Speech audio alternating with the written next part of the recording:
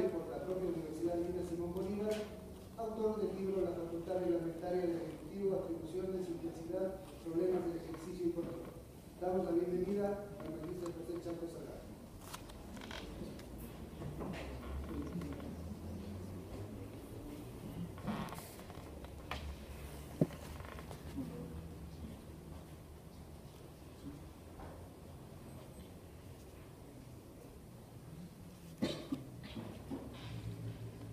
Buenas tardes. Ya. Buenas tardes con todos los presentes, con los compañeros de la mesa. Quiero primero felicitar al área de Derecho, a su director y de la directora de doctorado también por la organización de estas jornadas de Derecho Constitucional, que sin duda tienen un baluarte muy importante para el país, hoy más que nunca, en donde hay que implementar muchas cualidades, configuraciones del derecho constitucional y del propio derecho, y para eso estamos aquí, para un proceso de evaluación. En primer lugar, básicamente yo he dividido que voy a exponer en 6 puntos medulares importantes que los desarrollaré a lo largo de mi intervención. En primer lugar, es realmente acercarnos a una conclusión si la Carta Magna de Juan Sin Tierra es realmente una constitución. En un segundo momento, el porqué de la reserva de ley y el concepto de esta, qué garantías está precautelando, de qué se trata la reserva legal, los tipos de reserva de ley, los problemas que pueden existir ya en la actualidad entre la reserva de ley y el Poder Ejecutivo, cómo el Poder Ejecutivo está realizando ciertas normas, como son los reglamentos, y esto afectando a la reserva legal, y en último momento, pues, un planteamiento de una discusión que lo único que intento con ello es provocar quizás un debate respecto a una propuesta en cuanto a la división que se tiene que dar de la reserva legal por el rango entre leyes orgánicas y leyes ordinarias.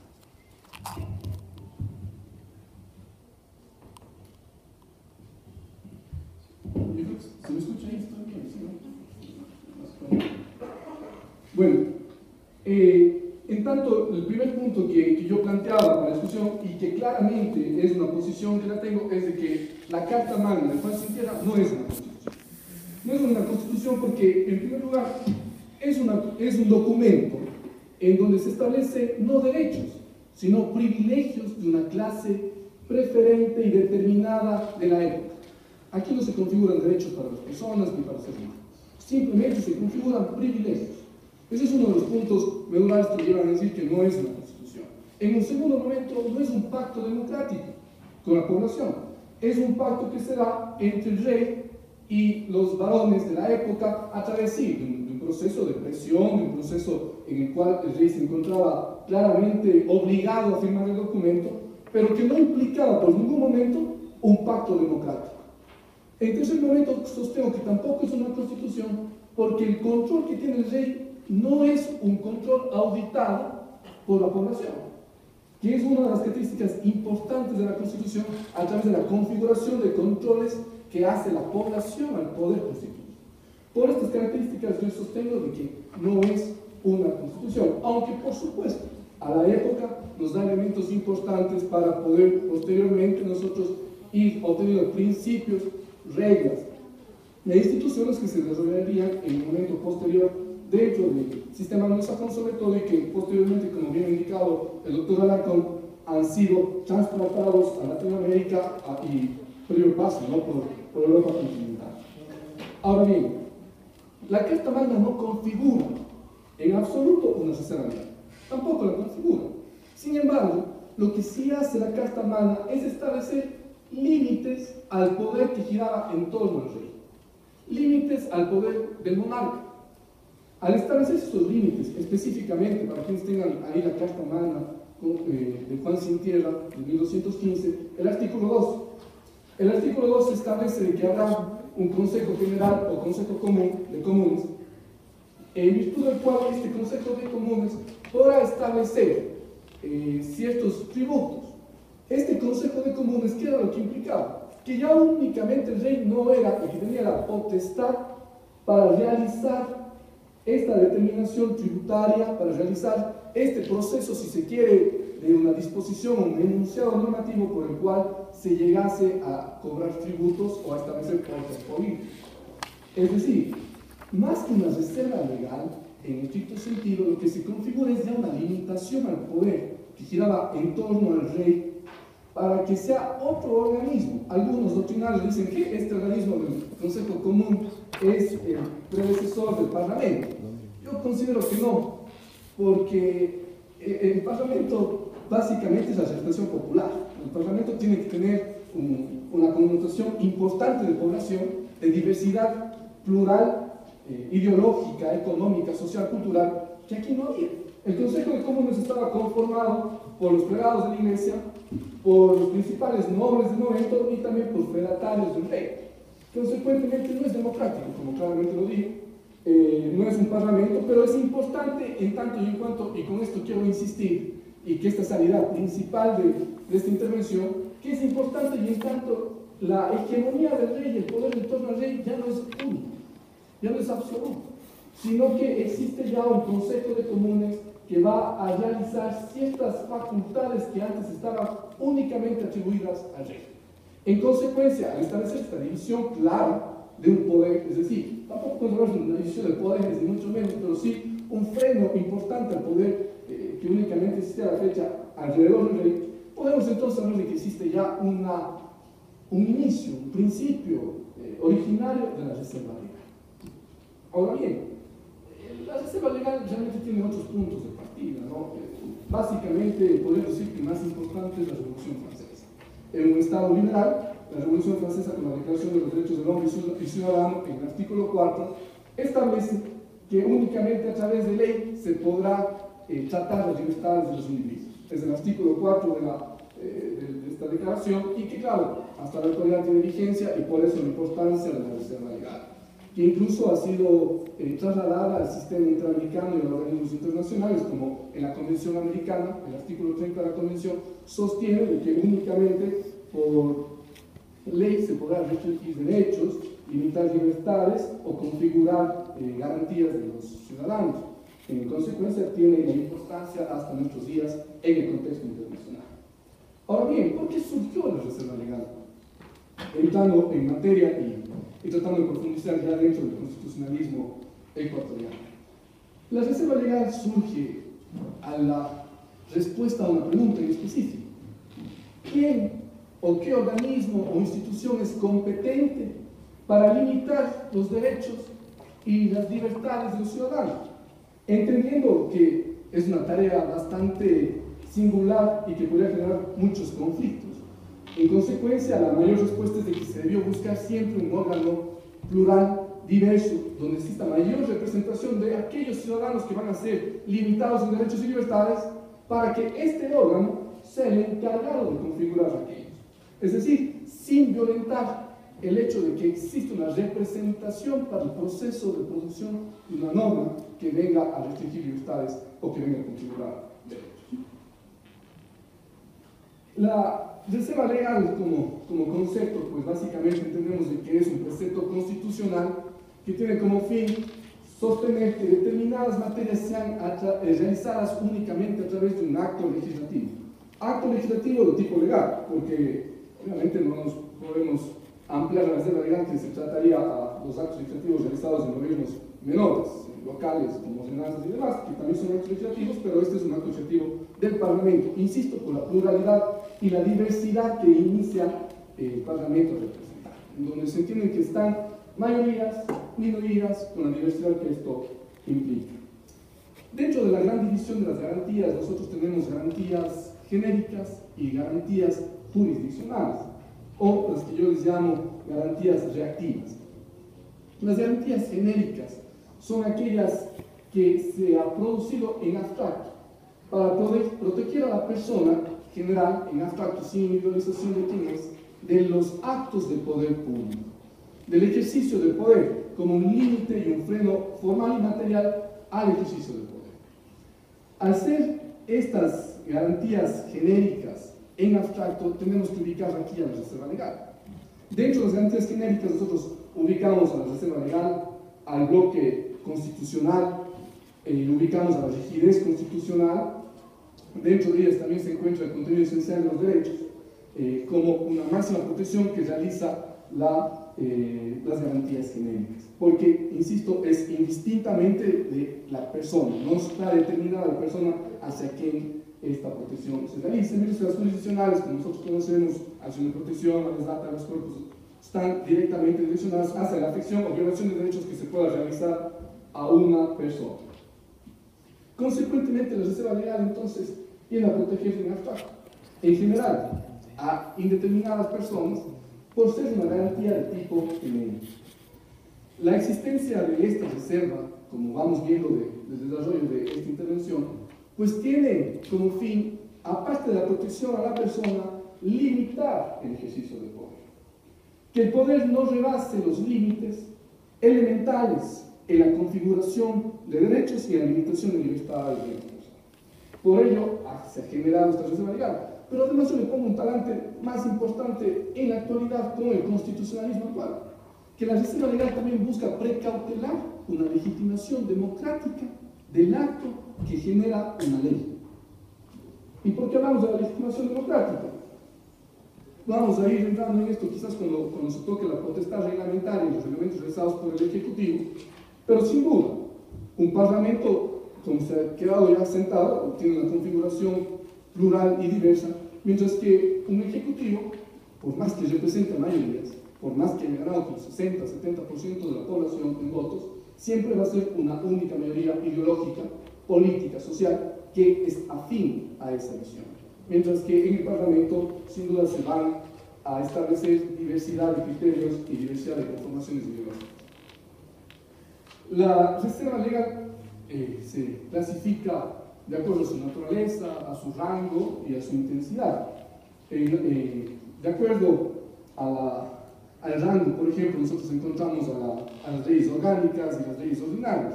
De acuerdo a la intensidad, encontramos reservas de ley absolutas o relativas. Y yo voy a hablar de estas dos últimas, de la absoluta, la relativa, y de las orgánicas y ordinarias, como la propuesta final que quiero dejar al auditorio.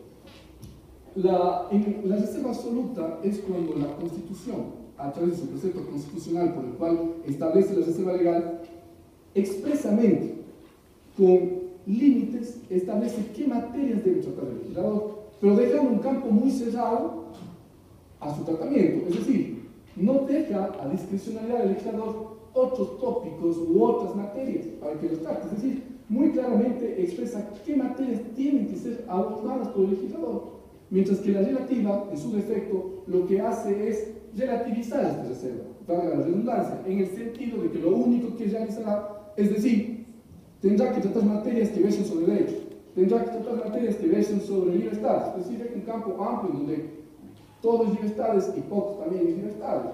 Es la reserva absoluta, entonces, cuando se dice claramente esta materia que versa sobre este tipo de libertad, sobre este tipo de derecho, de acuerdo a esta configuración, tiene que ser desarrollada por el legislador. Cuando es un desarrollo mayor el que hace el constituyente a través de la prescripción que hace el texto constitucional de qué materias tienen que ser abordadas por el órgano legislador. Es importante aquí, además, manifestar de que el poder siempre ha sido un poder político que cede entre personas. El poder político, la casta magna de Juan Citera lo demuestra. Si bien es cierto, es un pacto, como dije al inicio, únicamente entre el rey y un grupo de privilegiados, también hubo presiones. Y hubo presiones incluso del grupo privilegiado, que hasta el momento dado llevó a la muerte de Juan Citera, porque no quiso cumplir esta propia casta magna. Entonces, la historia ha demostrado que el gobierno y el poder político central siempre ceden entre presiones y que hay que tener una configuración clara y precisa de cuáles son los límites de intervención de este poder.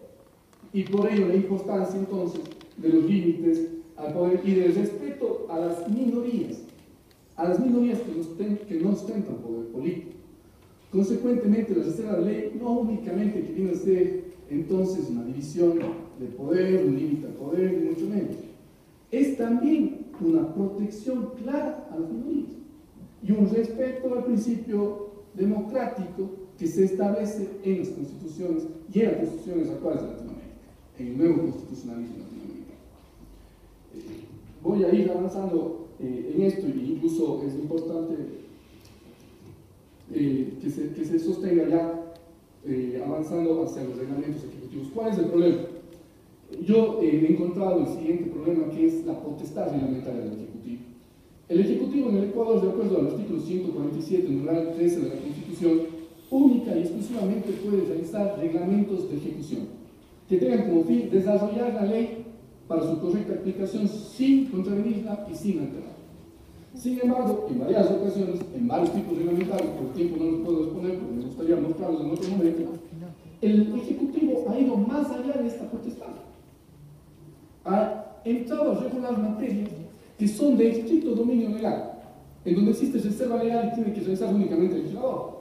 Y el Ejecutivo, y lo conocemos, hace reglamentos que se extralimitan, que ponen nuevas condiciones, nuevas características a la ley, sin el absoluto respeto a su prescripción constitucional de tener un principio de secundum legem, de seguir a la ley, no completar la ley, sino complementar la ley, que es el principio que el Ejecutivo debe seguir. Esto afecta, esta intervención del Ejecutivo afecta a los límites de poder, a las atribuciones constitucionales, a la reserva legal, afecta a la jerarquía normativa y al principio democrático que está establecido en la Constitución ecuatoriana, que, ojo, es una Constitución democrática que tiene una teoría democrática de la Constitución en su contenido. Para este ejemplo, me parece importante citar la Corte Constitucional y la tarea que ha hecho la Corte Constitucional respecto de este control, del control de los reglamentos que provienen del Ejecutivo. La sentencia 313 SINCC de la Corte Constitucional implica una demanda de acción de inconstitucionalidad de un reglamento realizado por el Ejecutivo por cuanto se le considera inconstitucional. Es el reglamento de las compras de las renuncias obligatorias al servicio público. Se demanda la inconstitucionalidad de este reglamento. Y vean ustedes lo que yo decía, la presión del poder y cómo el poder siempre ha querido rebasar sus límites. Y aquí está la intervención del secretario jurídico del gobierno. ¿Qué dijo en la demanda del secretario jurídico? Textualmente: el presidente tiene todo el derecho de reglamentar, ya que el legislativo no aprobó el texto alternativo del veto presidencial. Es decir, se le da un reglamento que incluso tiene todo el derecho de reglamentar porque el legislador no lo ha hecho. El legislador no ha legislado, entonces yo reglamento. Esa es la teoría del poder. Por eso yo estoy claramente hablando de los frenos necesarios al poder a través de la reserva legal. En consecuencia, bueno, esta sentencia básicamente dice que este es un tema de relevancia constitucional y que tiene que irse a la vía contenciosa administrativa porque es una cuestión de mera legalidad y que no importa al constitucionalismo. Claramente, como lo he dicho, afecta al constitucionalismo por la vulneración que se hace a los principios que es legal. Finalmente, para concluir, proponiendo, ¿no? Y únicamente con el afán de hacer una intervención hacia quedar con una duda y un cuestionamiento, cuando en la reserva legal se hizo la división entre leyes orgánicas y leyes ordinarias, tuvo como fin sostener esta división de que aquellas leyes orgánicas tengan un tratamiento especial, tengan una votación distinta en el Parlamento versus las leyes ordinarias, es decir, en el caso de las orgánicas mayoría absoluta y en el caso de las ordinarias mayoría simple. ¿Con qué afán se construyó esto en la doctrina? Se construyó con el afán de que las leyes orgánicas, por tratar materias más relevantes y de importancia, tengan participación de las minorías. Que sea la mayoría que gobierna, quien vota y quien promulga una ley orgánica, pero con la participación de las minorías, y por eso se puso esta mayoría calificada para el proceso de desarrollo de la ley. Sin embargo, estamos viendo en Latinoamérica que es sencillo que un gobierno de turno tenga una mayoría fácil en el Parlamento. Consecuentemente, este principio que nació así, en la doctrina, en el ejercicio histórico que se ha dado, ya no tiene sentido hoy. Ya no tiene funcionalidad porque un gobierno de turno puede llegar a tener una mayoría absoluta fácilmente. Y ya no se cumple con este objetivo de la ley orgánica que era la participación de las minorías. Consecuentemente, sería interesante que se reorganice, se revalorice, se reconfigure al criterio de la ley orgánica en el sentido de que siempre para la aprobación de una ley orgánica que trata materias sensibles para la población, debe existir, sea un 15%, sea un 10%, un 20% de la aprobación de ese proyecto con la participación de las minorías que no ostentan poder político de turno. Es decir, para garantizar a las minorías, al principio democrático que existe en la Constitución, es importante reconfigurar este concepto de ley orgánica con la participación de las minorías en la aprobación y en la discusión de esta ley. Porque vemos que como hoy está configurada con una mayoría absoluta, fácilmente cualquier gobierno de turno la puede tener.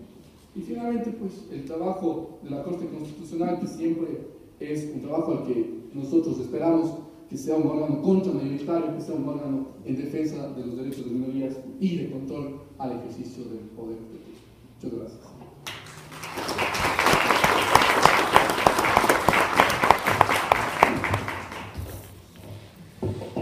Bien, agradecemos la intervención del